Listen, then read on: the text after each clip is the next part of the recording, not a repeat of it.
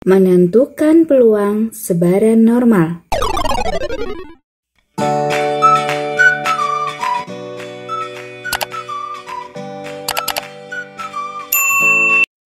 Assalamualaikum warahmatullahi wabarakatuh. Selamat belajar kembali dengan saya Cici Suhaini dari Departemen Statistika IPB. Kali ini kita akan belajar tentang cara menentukan peluang sebaran normal. Pada video sebelumnya telah dibahas mengenai karakteristik sebaran normal. Pastikan Anda telah menonton video tersebut agar lebih mudah memahami materi kali ini. Baiklah, kita mulai ya.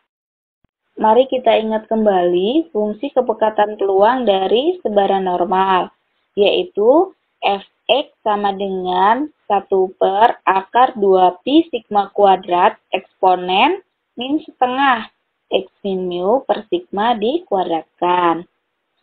Fungsi ini akan sangat tergantung dengan parameter mu dan sigma kan? Jadi, misalkan X berdistribusi normal dengan mu 10 dan sigma kuadratnya 4, kalau ditulis dengan notasi seperti ini, X menyebar normal 10, 4, maka fungsi kepekatan peluang dari X adalah Fx sama dengan 1 per akar 2pi dikali 4, eksponen min setengah X min 10 per 2 dikuadratkan. Jika dihitung ya, 2 kali 4 jadi 8, maka Fx-nya menjadi 1 per akar 8pi eksponen min 1/8 kali X min 10 dikuadratkan. Nah, gambarnya seperti ini, di kurva normalnya dengan nilai tengah 10.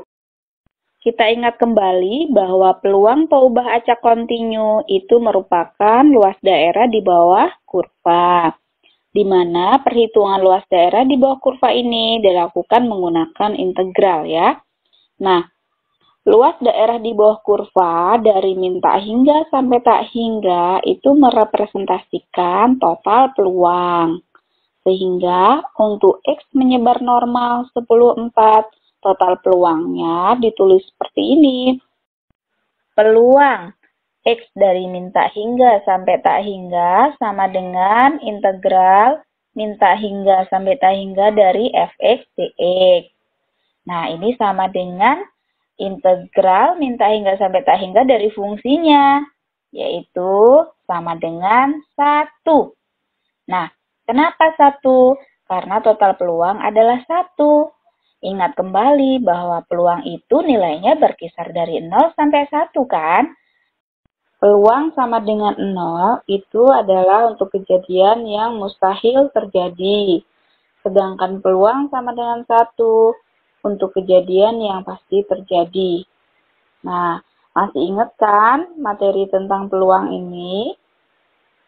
Kalau sudah mulai lupa, silakan dibuka-buka lagi materi tentang peluangnya. Yang menjadi masalah adalah jika ditanyakan berapa peluang X kurang dari 5, nah, jika kita menggunakan aturan luas daerah di bawah kurva, maka peluang X kurang dari 5 itu sama dengan integral min tak hingga sampai 5 dari 1 per akar 8pi E min setengah X min 10 kuadrat dx ya. Nah, ini untuk peubah acak X yang menyebar normal dengan nilai tengah 10 dan ragamnya 4.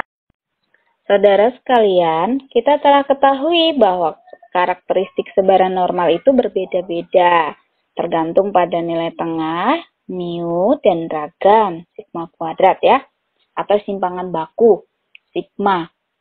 Nah, misal kita punya peubah acak X yang menyebar normal dengan nilai tengah 5 dan ragamnya 1, maka fungsi peluangnya adalah Fx sama dengan 1 per akar 2pi eksponen min setengah X min 5 kuadrat. Nah, sehingga peluang X kurang dari 5 sama dengan integral min tak hingga sampai 5 dari fungsi tersebut. Ya kan? Nah, bagaimana jika kita punya peubah acak X yang menyebar normal dengan nilai tengah 100 dan ragamnya 20, maka peluang X kurang dari 5 dihitung dengan menggunakan fungsi kepekatan peluang yang berbeda lagi. Dari beberapa contoh peubah acak normal X dengan berbagai nilai tengah yang telah disebutkan tadi, dapat kita ringkas sebagai berikut, yaitu untuk peubah acak X dengan nilai tengah 10 dan ragamnya 4, menghasilkan peluang X kurang dari 5 itu integral minta hingga sampai 5, 1 per akar 8pi eksponen min 1/8 X min 10 kuadrat dx. Gitu. Kemudian untuk X yang menyebar normal 51 menghasilkan peluang X kurang dari 5 sama dengan integral minta hingga sampai 5 dari 1 per akar 2pi eksponen min setengah X min 5 kuadrat dx ya. Lihat ini, fungsi yang diintegralkan sudah berbeda dengan peubah acak X yang nilai tengahnya 10 dan 4. Nah, sedangkan untuk X yang menyebar normal nilai tengahnya 100 dan ragamnya 20, menghasilkan peluang X kurang dari 5 itu integral minta hingga sampai 5 dari 1 per akar 40pi eksponen min 1/40 X min 100 kuadrat dx ya. Nah, ini sudah berbeda lagi. Dan untuk peubah acak X yang lainnya lagi dengan nilai tengah dan ragam yang berbeda lagi akan menghasilkan peluang X kurang dari 5 yang berbeda lagi fungsi kepekatan peluang yang diintegralkannya. Nah, bagaimana jadinya jika selalu berubah-ubah seperti ini? Tentu ini akan menyulitkan perhitungan peluangnya. Begitu bukan? Oleh karena itu, muncullah suatu sebaran normal yang fungsinya unik, yaitu sebaran normal baku alias standar normal distribution. Sebaran normal baku ini adalah sebaran normal dengan nilai tengah 0 dan ragamnya 1. Biasanya peubah acak normal baku dinotasikan dengan Z. Fungsi peluang Z adalah Fz sama dengan 1 per akar 2pi eksponen min setengah Z kuadrat. Fungsi ini sudah tidak mengandung parameter mu dan sigma lagi, sehingga dikatakan unik. Jika digambar, seperti ini kurvanya. Nilai-nilai peluang dari sebaran normal baku untuk berbagai batas-batas nilai Z disajikan dalam tabel normal baku. Seperti ini. Sebaran normal baku ini sangat membantu dalam perhitungan peluang sebaran normal dari suatu peubah acak. Seperti yang kita bicarakan tadi, jika kita menghitung peluang sebaran normal menggunakan integral dari fungsi kepekatan peluangnya, maka akan mendapati kesulitan bahwa proses integral itu tidak mudah. Kemudian juga fungsi yang diintegralkan itu selalu berubah-ubah tergantung pada parameter mu dan sigma kuadrat. Nah, oleh karena itu, perhitungan peluang sebaran normal cukup dilakukan dengan menggunakan sebaran normal baku. Sebagai misal, kalau tadi kita punya contoh dari suatu peubah acak X yang menyebar normal 10/4, kita tahu ya dari sini 10 adalah mu, kemudian 4 adalah sigma kuadrat, sehingga diperoleh nilai sigma sama dengan 2. Ini adalah simpangan bakunya ya. Nah, maka jika ditanyakan peluang X kurang dari 5, itu kita dapat mengerjakan dengan menggunakan peluang sebaran normal baku. Nah, penjelasannya seperti ini. Untuk peluang X kurang dari 5, kita gambar kurva normalnya. Ini kurva normal untuk peubah acak X, kemudian X kurang dari 5 adalah daerah yang diarsir ini.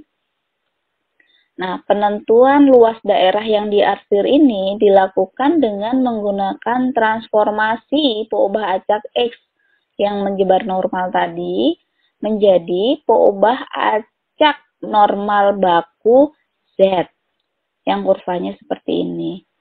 Nah, yang jadi masalah adalah berapa batas nilai Z-nya gitu.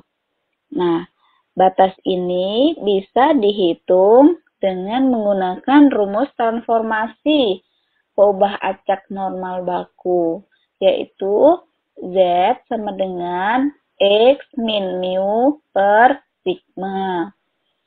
Nah, jadi untuk tadi kita menghitung peluang X kurang dari 5 ya. Di dalam hal ini 5 adalah X-nya, kemudian kita masukkan ke rumus transformasi menjadi Z sama dengan 5 min 10 per 2 diperoleh hasil min 2,5. Jadi min 2,5 ini adalah batas nilai Z yang dimana peluangnya akan dihitung gitu. Jadi peluang X kurang dari 5 itu sama saja dengan peluang Z kurang dari min 2,5. Nah, hasilnya adalah 0,0062. Dari mana angka ini? Nah, tentu saja ini diperoleh dari tabel normal baku. Demikianlah pembahasan video part 1. Selanjutnya, silakan menonton video part 2.